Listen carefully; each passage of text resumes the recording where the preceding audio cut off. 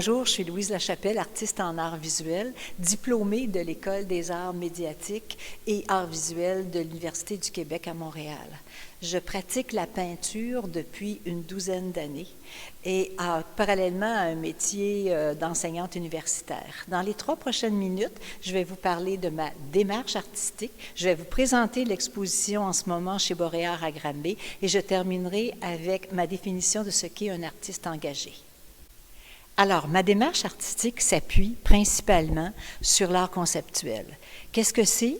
C'est que l'idée que je veux du message à transmettre va précéder la réalisation du tableau.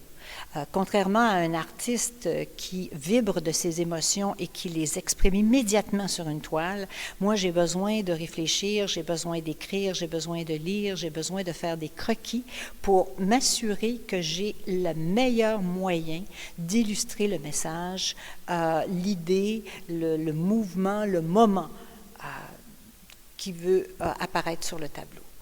Alors, j'en profite justement, si vous venez à l'exposition qui est chez Boréard en ce moment à Granby, et dont le thème est 65 ans d'histoire du Québec en une vingtaine de tableaux, je vais commencer par vous montrer le premier tableau de cette série qui s'appelle « Refus global ».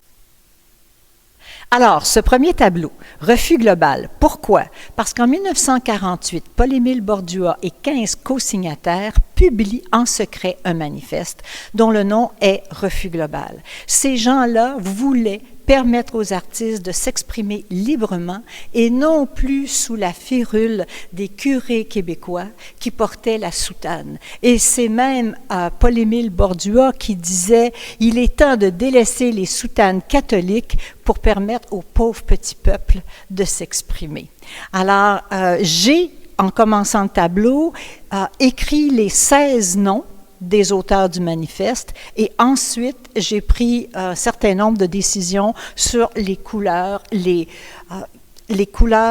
trames, les séparations que je voulais afficher. Et le grand pan noir, je vous dirai seulement que le grand pan noir que vous pouvez voir ici, ce sont les soutanes de nos curés québécois. Et je terminerai ma présentation sur cette exposition en vous présentant le Québec Inc. Si j'ai commencé les thèmes de l'exposition avec le refus global en 1948, je le termine avec le Québec Inc. Alors, pour moi, le Québec Inc., c'est un grand symbole, là. Alors, il faut savoir que dans les années 60, il y a des personnes, des gens qui ont décidé de monter, structurer des entreprises parce qu'ils voulaient dire, il n'y a pas que les anglophones qui sont capables de faire de l'entrepreneuriat au Québec. Alors, il y a eu Jean Coutu, les pharmacies Jean Coutu. Il y a eu Pierre Pellado, fondateur du Journal de Montréal et de Québécois. Il y a eu Dansereau pour les quincailleries Rona. Alors, qu'est-ce que moi j'ai fait? J'ai fait un grand rond pour illustrer le cul. Ensuite, j'ai pris tous les dépliants des différentes pharmacies, Rona, un peu partout, et j'ai d'abord fait un collage.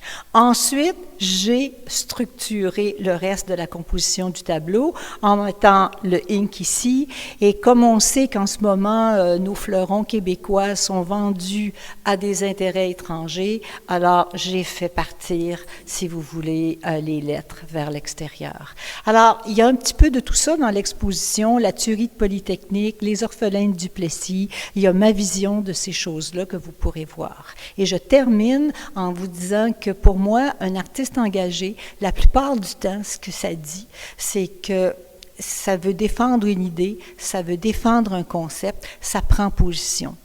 Je ne sais pas, moi, si je prends tant position que ça dans mes tableaux. Je ne suis pas certaine du tout. Je laisse le spectateur prendre sa décision.